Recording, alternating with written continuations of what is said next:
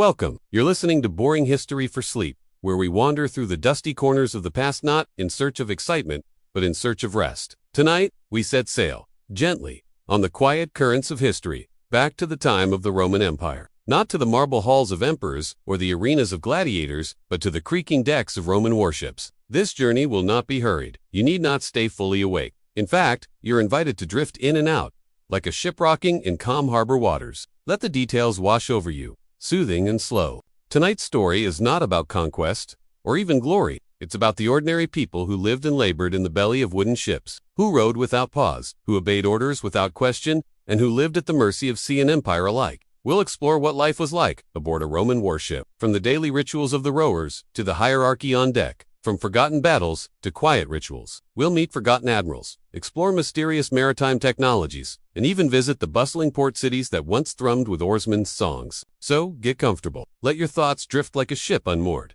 and imagine yourself aboard a Roman warship, not as a commander, but as one of the many who toiled in the darkness below the deck.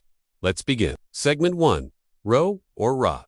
Life as a Roman galley slave. Imagine yourself waking before the sun, not to the gentle sound of birdsong, but to the barked commands of an overseer. You are not a soldier, you are not a citizen. You are a rower one of hundreds packed tightly into the lower deck of a Roman a sleek warship built for speed and maneuverability. The air is thick with the scent of salt and tar, layered over the lingering musk of unwashed bodies. Light filters in, only through narrow slats above. There is no privacy. There is barely space to stretch. You sleep on the bench where you row. It's worn smooth, polished not by design but by decades of sweat and friction. Your O is your tool, your burden, and your only constant companion. Your day begins before dawn. A thin meal perhaps, a handful of soaked beans, a crust of hard bread offers little comfort. There is no coffee, no tea, no quiet moment to ease into the day. Only orders. When the signal is given a horn, long and low you and your shipmates take your oars. The work begins. Row pause. Row pause. It is not a sprint, it is a rhythm. The same, over and over. The helmsman calls the cadence. The drummer beats it in time. The coxswain watches for lagging effort. You must stay in sync, not only for discipline, but for the survival of the ship. One oar at a time can break the motion. The heat builds quickly. Even in the morning, the closed deck traps warmth and moisture. Your tunic sticks to your back. The wood grows slick beneath your hands. There are rules aboard this ship. Unspoken ones. You do not stop unless ordered. You do not speak out of turn. And you never, ever let go of the oar. Too many. The galley slave is an image of punishment. But not all rowers are criminals. Some are prisoners of war, others indentured by debt, some were born to this life. All share the same silence, the same aching limbs. Breaks are rare and brief. The sea, after all, does not wait. Sometimes, during longer voyages, the ship rows and shifts but on campaign. Every arm is needed. You row until your hands blister, and then you row some more. Bandages? Rare. Rest. Only when the commander sees fit. Above deck, the officers stand in sunlight. They breathe the open air. They give orders, receive messages, study the horizon. Below, you hear only muffled voices, footsteps, and the occasional creak of wood straining under pressure. When the ship enters combat, your role becomes even more harrowing. You do not fight. You steer the ship with your own body, by force of will and muscle. In ramming maneuvers, you row full speed toward the enemy. Knowing full well, you may strike or be struck in, go down with the vessel. If the hull cracks, water will pour in first at your feet. And yet, in the long hours, there is also a strange rhythm, a peace of sorts. The regular beat of oars, the closeness of others, the predictable call and response. In the monotony, time becomes slippery. A minute stretches, an hour disappears. You begin to recognize your crewmates not by their names, but by the sound of their breath, the rhythm of their rowing, the way they grunt at the same moment every morning. You are individuals, but also one machine. At night, if you are lucky, the ship anchors. If not, you row by torchlight. You drift into sleep, still rocking from the cadence, your dreams soaked with a splash of oars. And so, it goes, day after day. Row or rot. Segment 2. The Battle of Actium, Cleopatra, Antony, and the Sea. Let us now rise from the damp shadows of the oar deck, and ascend, gently, into a story told countless times, but rarely this way. Imagine yourself standing on the deck of a grand Roman warship, still wooden, still creaking, but painted, gilded, and adorned with banners that flutter in the Mediterranean wind. The year is 31 BCE. The sun is bright, and the sea lies calm. But this calm is only the surface. You are in the Ionian Sea, just off the western coast of Greece, near a small promontory known as Actium. Here, two immense fleets are poised to decide the fate of Rome, not just as a republic or an empire, but as an idea, On one side, Gaius Octavian, the adopted son of Julius Caesar, still young, politically shrewd, and calculating. His fleet, commanded by Agrippa, is seasoned, organized, and maneuverable. On the other side, Mark Antony, Caesar's former general, and once his closest friend, now at odds with Rome, sailing beside Cleopatra, Queen of Egypt. Their ships are larger, heavier, more floating fortresses than sleek vessels of war. This is not a simple battle. This is theater on the sea, with thousands of lives caught between ancient grudges and fragile alliances. Imagine the buildup, the days before the clash, crews drilling in tight formation, oars tested, sails furled and unfurled, supplies sorted and rationed. The night before quiet, tense officers whispering in oil-lit cabins, rowers resting in uneasy shifts. And then, the morning comes. The Battle of Actium begins not with a trumpet, but with slow movement ships turning, angling for position. Octavian's fleet waits, refusing to be baited into the bay. Antony's larger ships attempt to draw them in, but the younger general holds the line. From your vantage point on the deck, the battle appears like a slow, measured dance. Ships circle, archers loose, volleys, ramming prows seek their mark, but most engagements are cautious, probing. The air smells of brine, burning oil, and wood. Antony's ships are powerful but sluggish. Octavian's, lighter and faster, begin to outflank them. The winds shift. Cleopatra's squadron stationed at the rear begins to move. Unexpectedly, her ships turn and flee, slipping through the battle line, sails catching wind. This is the moment most remember. Cleopatra, Queen of Egypt, retreating. Was it betrayal? A planned escape? A desperate act? Historians still debate. But from the deck, there is only confusion. Signals are misread. Morale cracks. Antony, perhaps stunned, follows her. Some say he leaped into a small vessel and gave chase, abandoning the fight. Others claim he attempted to regroup but was overwhelmed. The battle continues, but the heart has left it. Octavian's forces press the advantage. One by one, Antony's remaining ships are boarded or burned. The sea is thick with smoke, not loud, not chaotic in the way we might imagine, but slow, methodical, and final. The defeat is not a moment, it is a tide, creeping and certain. In the days after, those who survive drift ashore or are taken prisoner. Antony and Cleopatra, reunited in Egypt, will not survive the year. Therein, like the battle, is slow and ceremonial, more tragedy than triumph. Octavian returns to Rome, not simply as victor, but as master of the known world. He becomes Augustus, the first emperor. The republic fades quietly, like a warship slipping beneath the waves. And so, from the deck of a Roman vessel, you witness not just a battle, but the quiet turning of an age. Segment 3. Mysterious Naval Tactics. The Corvus and beyond. Let us now drift into the realm of practical and often forgotten. The Roman Navy, though not always praised for brilliance, was nonetheless built on centuries of clever adaptation. And nowhere is that clearer than in its naval tactics, some of which remain mysterious, even today. Tonight, we focus on a particularly curious invention. The word Corvus means raven in Latin, but aboard a Roman warship, it had referred not to the bird, but to a boarding device. Picture a long, rotating plank-and-arrow bridge mounted on the bow of a Roman ship.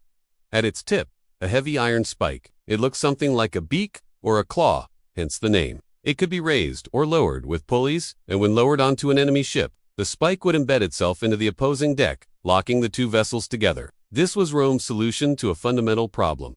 Its sailors were not natural sea. Unlike the Greeks or Carthaginians, whose sailors had grown up with the rhythms of the sea, the Romans came from the land. Their strength was infantry, formations, discipline. On land, they were nearly unmatched.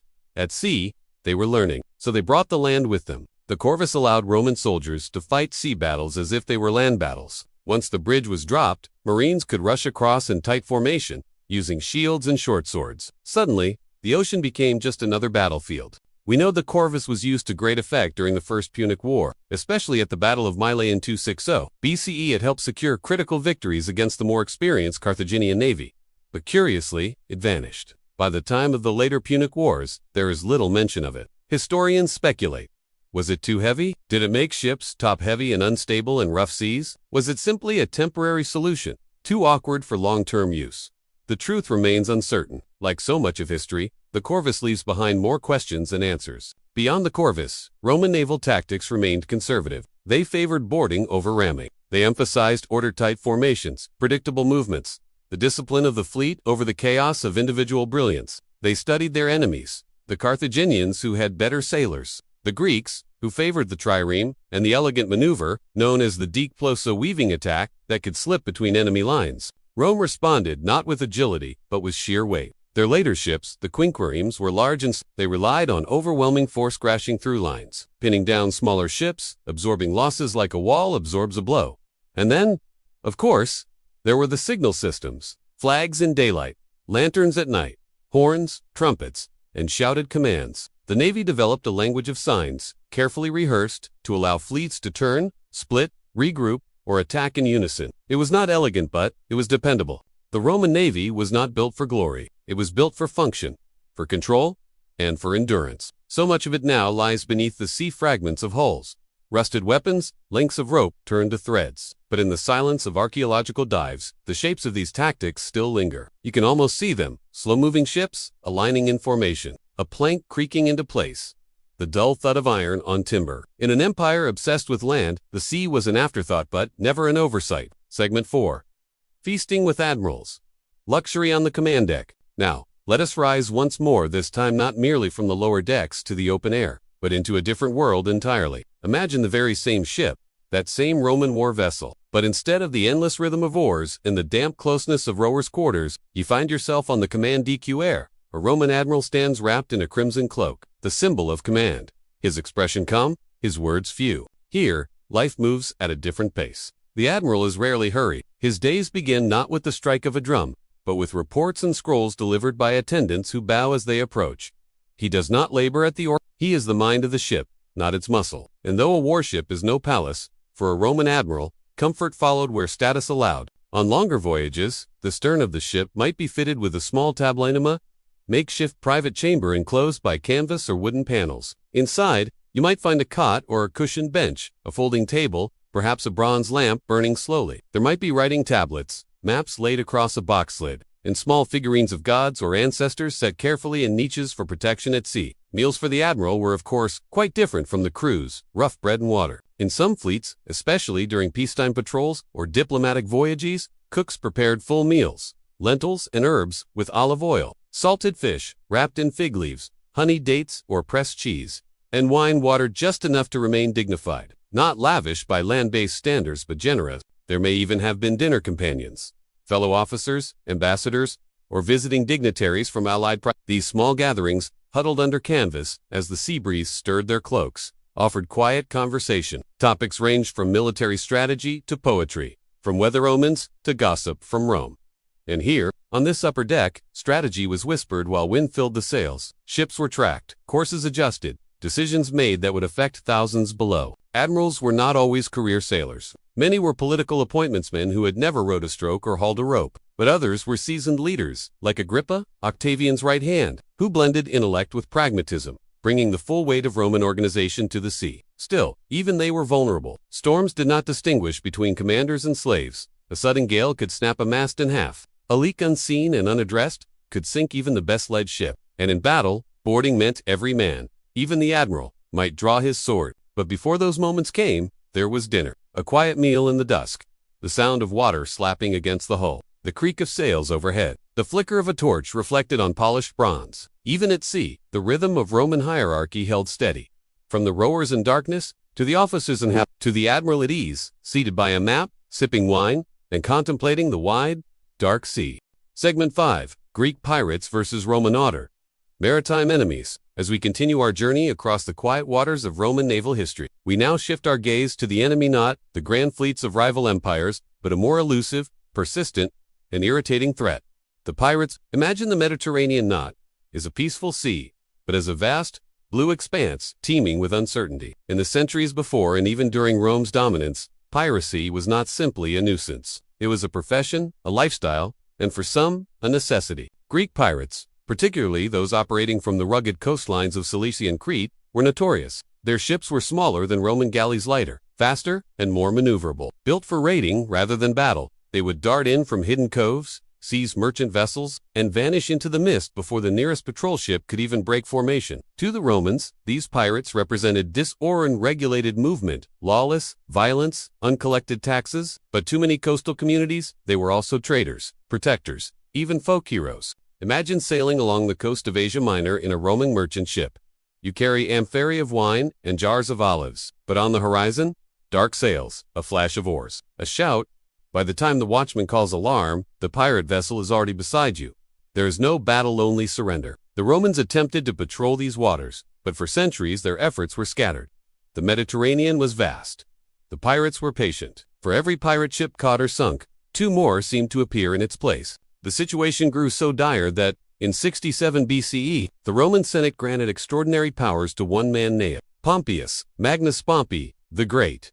His mission was clear: cleanse the seas. With sweeping authority, Pompey divided the Mediterranean into sectors, assigning fleets and commanders to each. It was a methodical campaign, not of glory, but of logistics. Ports were blocked, pirate havens were scouted, bases on the cliffs of Cilicia were stormed, and slowly, the waters quieted. Yet even then, piracy never truly disappeared. It adapted. Pirates became smugglers. Smugglers became the sea, after all, resists control. Its inlets, caves, and shifting currents offered endless opportunities for those willing to risk capture. To the Roman Navy, pirates were not heroic or romantic. They were a disruption to the delicate machine of empire. Grain could not flow freely from Egypt. Silver could not travel safely from Spain. Troops and orders could not move without security at sea. So the Navy adapted. Ships began to patrol more frequently. Intelligence networks informal though they were tracked known captains. Ports demanded more documentation. Merchants hired guards.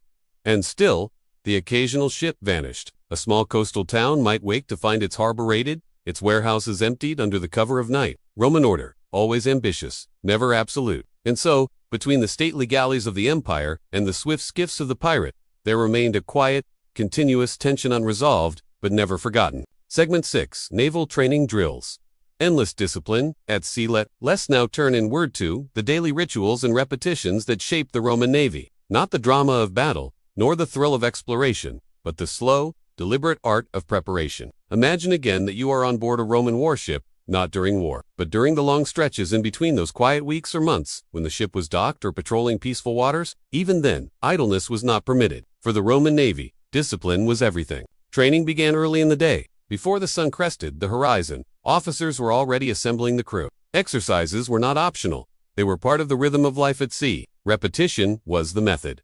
Repetition was the goal. The rowers, whether free citizens, conscripts, or slaves, were drilled endlessly in sync. One might imagine rowing as a purely physical act, but to the Roman Navy, it was a matter of timing, of order: row, pause, row. This cadence was reinforced not only with voice commands, but with instruments, drums, flutes, and horns. The sound was not meant to inspire, it was meant to guide. In calm waters, entire days might be spent practicing maneuver drills, advancing in formation, executing tight turns, sudden reversals. Ships would be arranged in lines or crescents, changing positions again and again, until every man knew his role without hesitation. On land, the Marines, the armed soldiers aboard each vessel, practiced as well. Their weapons were checked, sharpened, and replaced. Their footwork was refined. Formation drills were common. How to board, how to defend the deck, how to repel invaders. Shields up, swords drawn, advanced hold. Officers trained in the use of signaling devices, colored flags for daytime, and lantern patterns for night. A wrong signal could mean disaster, so every gesture, every light, had to be clear and deliberate. Rope work, too, was an essential part of training. Young sailors learned how to coil, tie, and secure the endless ropes that held the ship together. Knots were practiced until muscle memory took over. A single frayed line could prove catastrophic during a storm. Even swimming, though not emphasized, was sometimes taught, especially to those in command. Rowers, locked in their places, often had no chance to escape a sinking ship. But officers, stationed above, were expected to survive if they could. And then, there were the inspections. A Roman ship was a microcosm of the empire. It had its own hierarchy, its own routines. The triarch, or ship's commander, would walk the deck daily, checking for slackness, for disrepair, for signs of disobedience or disorder. Punishments were rarely harsh but always present. Training, in the Roman mindset, was not about glory, it was about predictability. A well-trained ship could be trusted to perform the same way every time. And that, to a Roman admiral, was worth more than any burst of courage or moment of genius. And so, the drills continued. Hour after hour, day after day. No cheers, no applause, just the soft slap of oars into water, the creak of timber, the beat of the drum, the rhythm of routine. In that endless repetition, there was comfort, and in that comfort, control. Segment 7. Roman Shipbuilding. Slow, tedious, and ingenious. Let us leave the sea for a moment and step onto dry land into a shipyard. It is early morning, and the scent of fresh-cut timber mingles with the salt carried inland by the breeze. You are standing in a Roman Navalia military dock. Around you, the slow, deliberate art of shipbuilding unfolds. Unlike the bustling marketplaces or roaring forums of Rome, this is a place of quiet precision.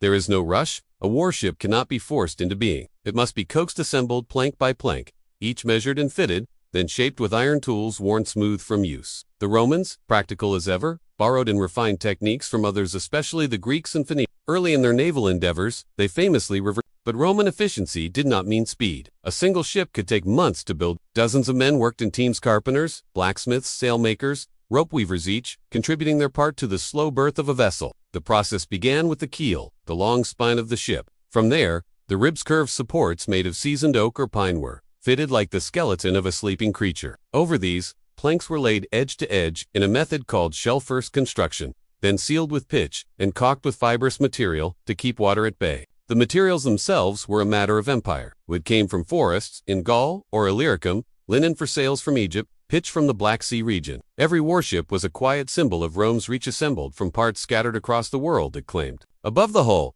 the decks were added, layered with hatches and benches. Holes were cut for oars, and supports carved for the mast. The prow might bear a carved figure head, readily decorative, but always symbolic. A boar's head for strength, an eagle for Rome. Sometimes nothing at all. The raw, angled timber, pointed like a spear toward the sea. Perhaps most important was the rostrum, the bronze or iron-sheathed ram at the ship's front. This was not merely a weapon, but a statement. To ram another ship required speed, courage, and precision. It was both a tactical tool and a declaration of confidence. The shipbuilders worked slowly. There were no engines, no machines, only hands, levers, pulleys, and time. They paused often to measure, to adjust, to wait for wood to dry, or to set under the sun. Mistakes were costly. A ship improperly balanced might list forever. A poorly joined hull could crack under stress, and once a ship was launched, repairs were difficult and often temporary. The sea, after all, forgives little. When finished, the ship was hauled toward the water on greased logs. Men shouted in rhythm as they pulled it forward. There was no ceremonious, the creaking of timber, the slow descent into the sea. And then, it floated, a new vessel, a new link in the Roman war machine. It would be fitted with oars, a mast, sails, and ropes. Rowers would come aboard, followed by marines. The ship would be named, often after a virtue. Victus, Fortitudo, Victoria. And then, it would begin its life not in glory, but in labor. Every ship bore the weight of countless hours, countless hands, countless silent decisions made in sawdust and sun. And in that stillness, the Navy took form. Segment 8, Daily Rations and Illnesses at Sea. Now that the ship has taken form and been launched, let us return to life aboard. Not the thrill of movement, nor the storm of battle, but the slow routine of survival. For aboard a Roman warship, life was measured not just in distance or orders, but in meals and maladies. Imagine again that you are a rower or a your world is confined to wood and water. You rise with the sun, or before it, and soon after, you eat. But what do you eat? The daily ration was simple. For most aboard, it began with a portion of pulza, thick porridge made of ground grain. Barley was common, though sometimes spelt or wheat, depending on the region and season. This porridge was filling but plain, sometimes flavored with salt, vinegar, or crushed herbs if they were available. Bread was issued as well, dense, hard, and baked for longevity, sometimes so hard, in fact, that it was soaked in water or wine to be edible. There were no ovens on board. Everything had to be preserved, and freshness was fleeting. Protein came from salted meat or dried fish, typically preserved with heavy salting or smoking. These rations could last weeks, but often tasted exactly as they looked: rough, chewy, and overwhelmingly salty. Olives, cheese, and legumes might supplement the meal, depending on the ship's mission, funding, and access to supplies. On longer voyages, rations grew monotonous. Spoilage was common, especially in the Mediterranean heat. Water, too, was a concern. Carried in clay amphorae or wooden barrels, it often grew stale or developed a film. To counter this, it was frequently mixed with vinegar, creating a drink called This sour concoction quenched thirst, killed some bacteria, and made questionable water slightly more palatable. For officers, meals were more varied. A private stock of wine, pickled vegetables, honey, or even fruits might be brought aboard. But for most, the routine never changed. And when the food didn't come, ships could be delayed by weather, lost from their fleets, or stranded due to damage. In these times, rations were reduced. Hunger sharpened tempers. Discipline became harder to maintain. Malnutrition, slow and quiet, took root, and with it came illness. The most common afflictions were simple but relentless. Scurvy, caused by a lack of vitamin C, took its toll over long voyages. Its effects were slow, swollen gums, fatigue, joint pain. For centuries, its cause remained a mystery. There was also unclean water, close quarters, and minimal sanitation led to stomach ailments that spread quickly. A single contaminated barrel could leave dozens ill. Skin infections were common. Constant exposure to salt water and sun, followed by damp nights and friction from clothing, created perfect conditions for sores and rashes. The rowers, sitting for hours, developed raw wounds on their hands, backs, and legs. Without proper treatment, these wounds could become infected. There were no bandages in surplus, no antibiotics and surplus, vinegar, and hope. Sleep deprivation weakened the immune system. On longer missions, shifts were rotated at all hours. In combat situations, rest might be limited to brief moments at anchor, or even stolen minutes at the fevers, chills, nausea. These became background noise. To survive, one simply endured. And yet, despite it all, most endured. The human body and the human spirit adapted. The men aboard knew the rhythm of their ships, the weight of their tasks, the sound of illness, and the smell of cooked grain long before it arrived. There was comfort in the routine. Even sickness followed its pattern. And above all, there was duty. To Rome, to the ship, to the slow, creaking march of the Empire across the water. Segment 9.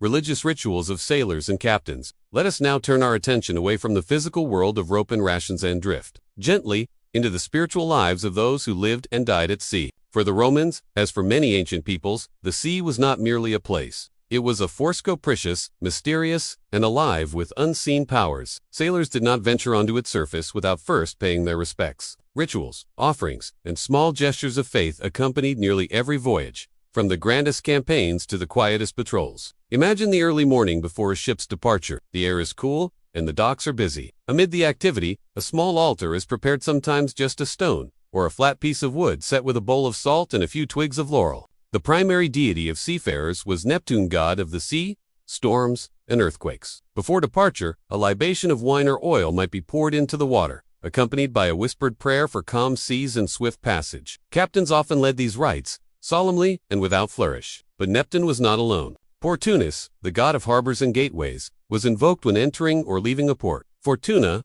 goddess of luck, was never far from the thoughts of sailors, particularly those embarking on dangerous routes. And Mercury, patron of travelers and merchants, received prayers from those ferrying cargo or messages. Each ship had its own customs. Some carried protective charms, carved figurines of deities, small pouches of herbs, or tokens inscribed with Latin invocations. Others marked the prow with symbols meant to ward off bad omens, eyes, painted on either side. For instance, to see and avoid hidden dangers.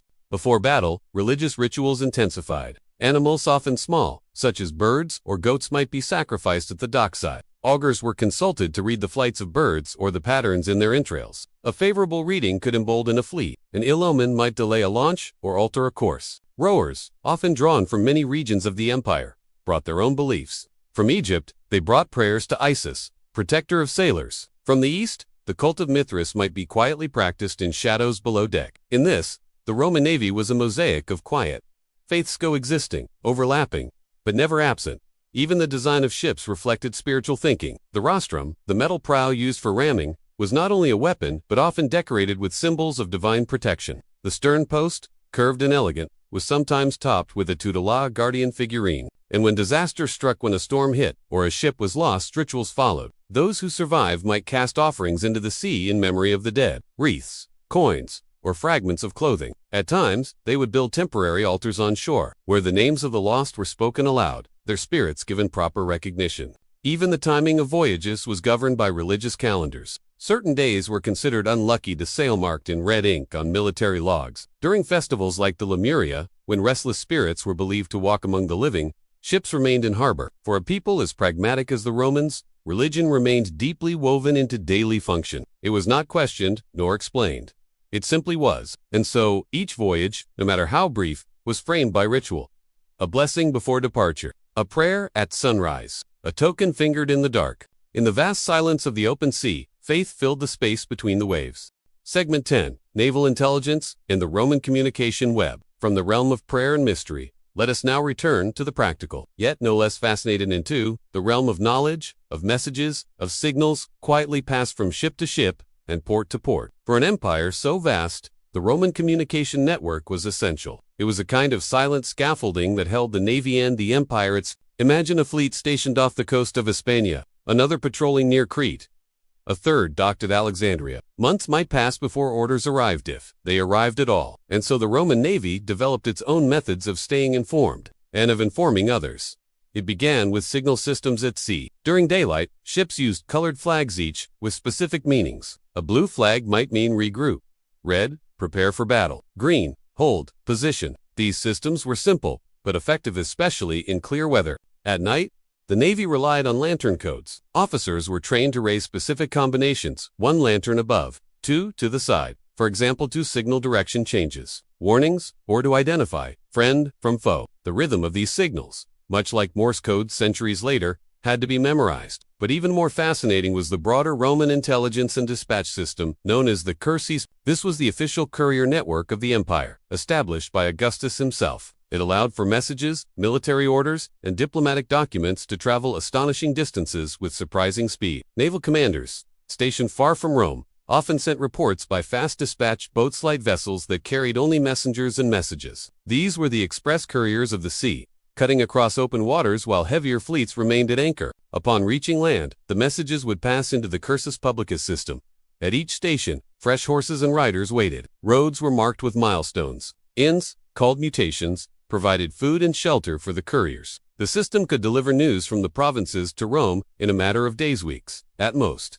And what did these messages contain? Fleet positions, reports of pirate sightings, requests for grain, updates on foreign ports, weather warnings, requisition orders for repairs, lists of lost men, recommendations for promotion or warnings of insubordination. Each scrap of parchment or wax tablet, tied carefully in linen or sealed in clay, represented a thread in the vast web of Roman authority. There were also covert forms of intelligence. Spies, though not formally institutionalized, did exist. Informants in coastal towns might pass word of pirate gatherings. Traders reported unusual ship movements. Foreign captains were sometimes questioned quietly over shared wine and olives. Even intercepted messages played a role. Roman ships, if they captured an enemy vessel, would search its cargo, not just for goods but for information. Maps, coded letters, even whispered rumors gathered from captured crew could be useful. And when commanders needed to move without alerting enemies, false signals were sometimes used. A decoy fleet might raise the wrong flags. Messages might be intentionally delayed or routed through false port. The system was not perfect. Whether human error and miscommunication often played their part, but in an age without radios, without satellites, and without instantaneous transmission, it was remarkable. In this quiet network of couriers, codes, and lanterns, the Roman Navy could function not blindly, but with purpose. From the cliffs of Britannia to the markets of Alexandria, information flowed like a slow tide, connecting every ship, every commander, every decision into a single, deliberate whole. Segment 11. What happened to the lost fleets? Now, let us turn our attention to what is no longer there. So much of the Roman Navy remains in fragments, rusted anchors, buried beneath coral, broken timbers scattered along the seafloor, inscriptions half worn by waves. The empire once commanded hundreds of ships, and yet, few remain. What happened to them? The sea, as always, is both a preserver and a destroyer. Let us explore the quiet, often overlooked end of these floating machines of empire. Some Roman fleets were simply decommissioned. As borders shifted and threats diminished in certain provinces, fleets were gradually downsized. Ships that once patrolled the Black Sea or the Atlantic coast were pulled ashore, dismantled, and their timber became part of granaries or fishing piers. Their metal fittings were melted and forged into new tools. Other fleets were absorbed into civilian use. Once a region was pacified, the military vessels stationed there might be converted into merchant ships or ferries. Their oars were removed. The marines were discharged. The decks were broadened to hold amphorae of wine or grain instead of soldiers. But not all endings were so gentle. Many Roman ships simply sank taken, not by battle, but by weather. A sudden squall in the age, a storm rolling in from the Libyan coast, a rogue wave near the Aegean Islands. Roman ships, particularly the larger ones, were not well suited for high seas or unpredictable winds. Without modern forecasting, even experienced admirals could be caught off guard. In these moments, there was little recourse. The sail might be lowered, the oars retracted, anchors thrown, none of it guaranteed survival. The sea would lift and crack the hull, or simply swallow it whole. The men who perished left few traces. Life vests did not exist. Wreckage drifted for a time before being claimed by tide and salt. Some fleets vanished in warfare. Take, for example, the Battle of Naulochus in 36 BCE, where Agrippa, once again, defeated Sextus Pompey. Over 300 ships were involved. When it ended, the sea was littered with burning vessels. Some were salvaged, others abandoned, and many disappeared beneath the waves, their fate unrecorded. Even more intriguing are the fleets that disappeared from history without battle or storm. These are not the ones lost in a single day, but the ones that faded quietly. Consider the Classis Britannica, the British fleet, once vital for controlling the Channel and ferrying troops to and from the island of Batavia. After the Roman withdrawal in the early 5th century, it seemingly dissolved. No epic final battle, no last stand, just silent. Archaeologists have found traces styles stamped with fleet insignias, fragments of shipyards near Dover and below, but the ships themselves are gone. Possibly dismantled by locals, possibly left to rot. In rare cases, ships were ceremonially sunk. There is some evidence, though limited, that certain vessels, particularly those connected to imperial processions or religious rites, might have been deliberately consigned to the sea as offerings. The idea that a ship might serve one final symbolic journey beneath the waves. And then there are the myths. Stories of entire fleets lost in fog. Ships seen disappearing into sea caves. Rumors of ghost ships drifting with no crew. These tales, recorded in later medieval sources or whispered among coastal peoples, are likely embellishments, but they reflect a truth that the sea takes and does not return. Today, underwater archaeology works slowly to uncover what remains. The keel of a quinquereme buried off Sicily, bronze nails blackened by time, a set of Roman amphorae nestled like eggs at the bottom of a sunken cargo ship. Each discovery is a quiet resurrection, and yet, for every ship found, dozens remain missing. Their names unrecorded. Their journeys ended not with glory, but with silence. The fleets of Rome, once vast, organized, and powerful, now rest in scattered fragments. And in that stillness, the sea keeps its secrets. Segment 12, Entertainment and Storytelling on Long Voyage. Let us now shift into one of the quietest, most human aspects of naval life. How time was passed when the sails were stilled and the oars rested in their locks. Life aboard a Roman warship was defined by routine drills, rations, repairs, and silence. But even within this world of endless repetition, there were moments, brief but vital, when the men were free to think, speak, and find fragments of comfort. In those hours, it was not weapons nor strategy that ruled, but stories. Entertainment on board a Roman ship was, above all else, modest. There were no theaters at sea, no elaborate games. The deck was too narrow, the voyage too serious. But the mind, even in hardship, seeks relief. Storytelling became the primary form of escape. Picture a group of rowers gathered during a pawsitting, shoulder to shoulder, backs pressed against the curved hull, the air heavy with salt and sweat. One man, perhaps older, clears his throat. Others fall quiet, half listening as he begins to speak. He tells of home, of wild boars in the forests of Gaul, of spirits seen at night in the hills outside Syracuse, of a merchant who swore he once saw Neptune rise from the sea with burning eyes. These stories were not always true. That was not the point. They were shared as a comfort, as a tether to something beyond the oars and the endless blue horizon. Legends were popular. Tales of Hercules, of Odysseus, of Aeneas. Myths familiar to all but shaped anew with each telling. A Gaul might speak of his river gods. A Syrian might recount temple legends. An Egyptian might describe the weighing of the heart by Anubis in the halls of the dead. There were also practical stories, less glorious, but useful. Accounts of narrow escapes from storms. Cautionary tales of sailors who ignored omens and met ruin. Lessons were folded into narrative, like seeds into earth. Music, too, was present, though limited. A flute carved from bone. A lyre with a few strings. A rhythm tapped quietly on a hull plank. Sometimes a chant soft, rhythmic, in time with the sea. A call and response to pass the time while waiting for orders or while eating. Some rowers sang old marching songs. Others made new ones, simple rhymes that mocked their officers or recounted a memorable voyage. Humor, even if dry or dark, was a valuable currency aboard. For officers and literate sailors, there were scrolls and wax tablets. A few brought works of poetry. Virgil, Horace Ovid. Reading aloud was rare on deck, but more common in calmer moments ashore. A commander might recite a few lines while pacing near the stern, his voice carried gently by the sea wind. And then, there was dreaming. Many found solace in looking out across the water and imagining another life.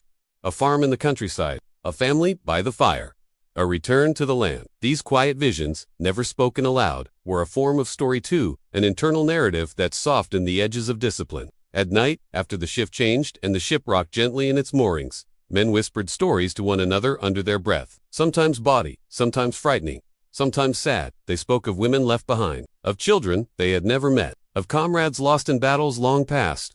In these stories, the ship became more than wooden sail. It became a floating village, a shared space of memory, fear, and fragile hope. And while the empire above concerned itself with glory, conquest, and order, down here, beneath the stars, stories were enough. Segment 13, Women in the Roman Navy. Presence or absence? Let us now pause and consider a question often left unasked in the annals of maritime history. Where were the women? Did they exist in the world of Roman naval life? Or were they wholly absent, forgotten, erased by the roar of wind and the splash of oars? The answer, as with much of Roman history, is neither simple nor absolute. Officially, women were not part of the Roman Navy. They were not enlisted as sailors, rowers, or marines. The Navy, like the legions, was a male domain constructed by law, custom, and the rhythms of empire to exclude women from its formal ranks. But that does not mean they were absent. Imagine the naval port towns, places like Mycenae and Ravenna, where fleets were stationed for months or years. These towns grew into bustling communities, filled not only with soldiers and shipwrights, but with families, merchants, and workers. Here, women played essential roles, even if not recorded in naval rosters. Some were wives and partners of officers or civilian staff. Roman naval officers, especially those with permanent postings, often lived in houses near the docks. Their families accompanied them, and their wives managed the household, cared for children, and sometimes participated in the social and religious life of the base. Others were innkeepers, merchants, midwives, and laundresses, working within the bustling economy that formed wherever ships came and went. They sold bread, mended sails, offered prayers at local temples, and tended the wounded when ships limped back into port. Then there were the camp followers, a term often misunderstood. These were not only women engaged in informal relationships with sailors, but also tradespeople and servants who followed fleets from port to port, often aboard supply ships. Some may have been mothers or daughters of sailors, unofficial passengers sharing the long journey in cramped quarters below deck. Though rare, historical anecdotes and inscriptions suggest the presence of women aboard ships, particularly in non-combat roles. Greek and Roman sources mention priestesses accompanying processional vessels. In Egypt, papyri reference women aboard grain transports during the Roman era, though whether these were imperial navy ships or merchant vessels under naval protection remains uncertain. And in matters of faith, women's presence was sometimes vital. Temples to seek gods in coastal cities often featured priestesses, and festivals related to naval protection, such as the Portionalia or Neptunalia, included women among their Some ships may have carried small effigies or offerings prepared by female relatives before setting sail, tokens of protection woven with care and quiet hope. There is also evidence, though limited and largely anecdotal, of disguised women joining military life. While this is more frequently associated with the legions, some historians speculate that similar cases may have occurred in the Navy, women passing as young men to join a crew. Hidden among hundreds, and in memory, women remained ever present. Sailors carved the names of mothers, wives, and daughters into the beams of their cabins. Letters, if they could write, were often addressed not to officers or friends, but to loved ones at home. The thought of women, even in absence, shaped the emotional world aboard every ship. So while the Roman Navy itself may have been a male institution, the lives surrounding it, the ports, the prayers, the wait and were filled with women. Their roles, though quiet and often unrecorded, were foundational. Like the wind behind the sail, they moved the ship forward, even if no one ever saw them standing on deck. Segment 14. The decline of the Roman Navy. Rust, rot, and reassignment. As we near the end of our journey, let us reflect not on glory, but on decay. Not on the clash of fleets, but on the quiet unraveling of an empire's maritime strength. The Roman Navy, like all institutions under the empire's long shadow, did not fall in a single day. It did not burn in some final, tragic sea battle, nor sink beneath a single storm. Its decline was slow, unremarkable, and almost unnoticed. Just as it had once quietly held the empire together, so too did it quietly fade. By the 3rd and 4th centuries CE, the threats faced by Rome were no longer focused on the sea. The frontiers of the empire had shifted. Enemies came, not in fleets from across the water, but in tribes and armies pressing against the Danube and the Rhine. The urgency of naval dominance faded. The Mediterranean, once called Mare Nostrum or sea, had become less central to Rome's survival. Resources dwindled. Ships aged. Maintenance was deferred, then forgotten. Where once every fleet had a well-funded navalia, by the later empire, these dockyards had fallen into neglect. Tools rusted, ropes frayed, hulls cracked and were patched rather than replaced. And with the Navy's diminishing role came reassignment. Ships were no longer built to fight piracy or rival fleets. Instead, they were adapted to carry troops quickly along coasts, or to ferry supplies to struggling garrisons. The sleek triremes and quinquiremes gave way to broad utilitarian training, and built for function rather than force. The men who once trained for boarding actions now spent their days loading grain, unloading amphorae, or shuttling bureaucrats from island to island. Even the great fleets, like the Classis Britannica or Classis Alexandrina, saw their numbers dwindle. Some were disbanded altogether. Others, still named on the rolls, existed mostly on paper. The rise of new naval powers also played a role. By the late Empire, the Vandals had developed their own formidable fleet from North Africa. In 455 CE, they sacked Rome not over land, but by sea. Ironically, the same maritime expertise Rome had once wielded with such confidence now worked against her. The Eastern Roman Empire, or Byzantium, maintained a stronger navy for a time. They would later develop Greek fire, a terrifying incendiary weapon used at sea. But that was a different world, a different Rome. In the West, the decline was final. Ships were no longer symbols of strength, but relics of a different age. Some were repurposed as storage hulks, others were stripped for timber, and many simply rotted in place, their hulls half submerged in the shallows of forgotten ports. No grand ceremonies marked their end, just the slow encroachment of salt and moss. What had once been an intricate machine of logistics, warfare, and ritual became bit by bit, and yet echoes remained. Fishermen still sailed past the old docks. Casting lines were galleys once launched. Children played atop stones once used to anchor great chains. In the monasteries of the early medieval world, scribes copied faded texts about fleet compositions and naval routes they would never see. And centuries later, when new empires rose and rediscovered the seas, they would find remnants of this Roman maritime ghost shipwrecks. Decline is not always dramatic. Sometimes, it comes like fog. Soft, quiet, unresisted. Segment 15. The Legacy of Rome's Forgotten Sailors. And so we arrive at the final leg of our voyage, not to recount battles or rebuild fleets, but to reflect on those who once manned them, the tens of thousands of forgotten sailors whose names are lost, but whose labors helped hold an empire together. They did not write history. They did not carve their stories into marble or commission frescoes of their deeds. Their legacy is quieter than that, etched not in stone, but in the slow shaping of ports, routes, and cultures connected by water.